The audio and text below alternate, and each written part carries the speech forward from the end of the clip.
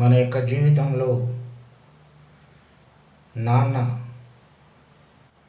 ఎంతో గొప్పనైనటువంటి వాడు.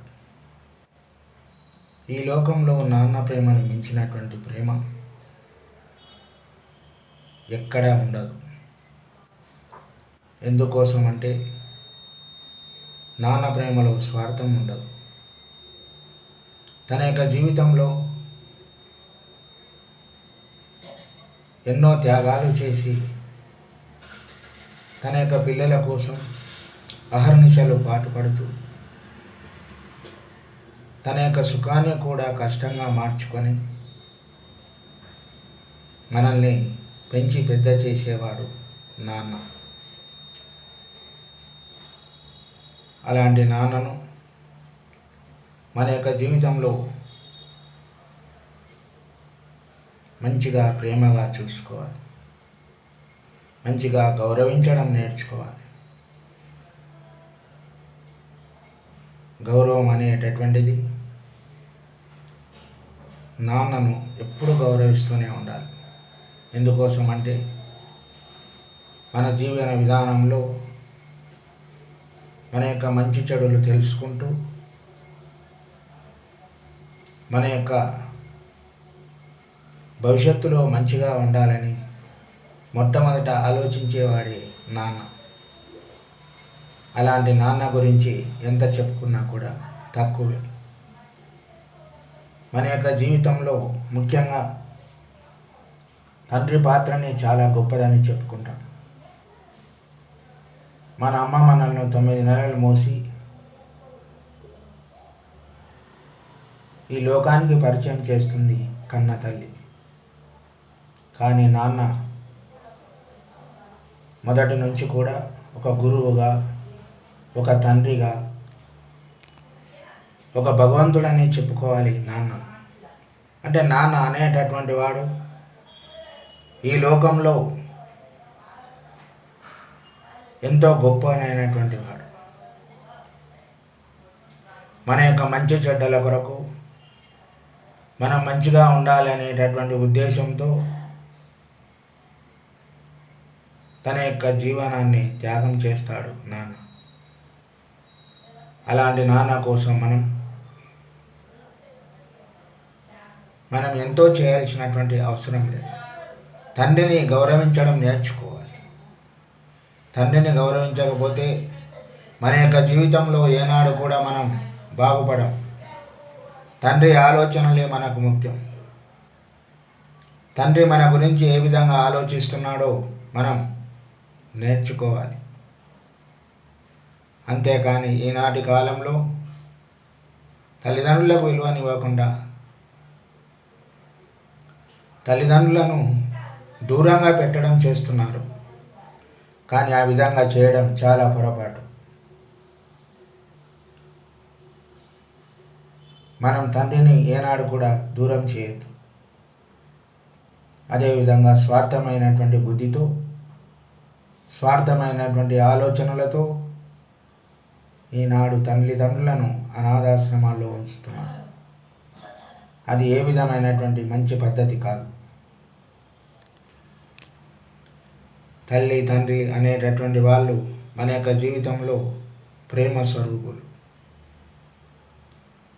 అంటే మనం ఈ భూమి మీదకు పరిచయం చేసినప్పుడు అమ్మ, మనం కళ్ళు కూడా తెలియనటువంటి పరిస్థితిలో మనం మొట్టమొదట చూసేటటువంటిది అమ్మని. అమ్మ అన్న పిలుపు ఎంతో అనురాగమైనటువంటిది, ఎంతో ఆత్మీయమైనటువంటిది కన్న తల్లి ప్రేమ. అలాంటి ప్రేమను ఈనాడు దూరం చేసుకుంటున్నాం. మన యొక్క జీవన విధానంలో మన యొక్క స్వార్థం కోసం తల్లిదండ్రులను దూరం పెడుతున్నారు. వాళ్ళు మనల నుంచి ఆశించేటటువంటిది ఏమీ ఉండదు. నా పిల్లలు బాగుండాలి, అదేవిధంగా మంచి పేరు తెచ్చుకోవాలి, మంచి అభిమానంగా పెరగాలి, 10 మందిలో గౌరవంగా బ్రతకాలి అని ప్రతి తల్లిదండ్రి కోరుకుంటారు. ఆ విధమైనటువంటి ఉద్దేశాలతో ప్రతి తల్లి తండ్రి మంచి అభిమానంతో కొడుకులను పెంచుకుంటారు, కూతుళ్ళను పెంచుకుంటారు. కానీ మనం చేసేటటువంటిది మాత్రం దానికి చాలా విరుద్ధంగా ఉన్నది.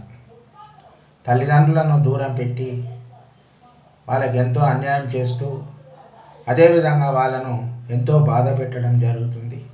వాళ్ళ యొక్క మనసులను బాధ పెట్టడం జరుగుతుంది.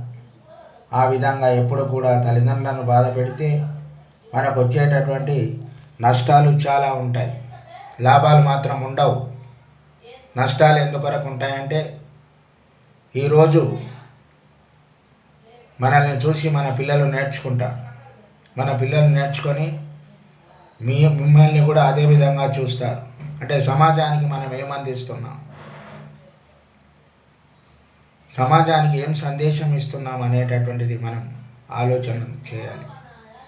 అదేవిధంగా సమాజంలో మనం ఏ విధంగా బ్రతుకుతున్నాం, సమాజంలో ఏ విధంగా ఉంటున్నాం అనేటటువంటిది ఆలోచన చేయాలి.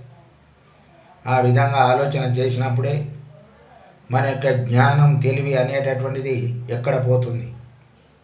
మన వాళ్ళని ఏ విధంగా చూడాలి, పెద్దవాళ్ళని ఏ విధంగా గౌరవించాలి, చిన్నవాళ్ళని ఏ విధమైనటువంటి ప్రేమలతో చూడాలి అనేటటువంటిది మన పిల్లలకు మనం సందేశాన్ని ఇవ్వాలి.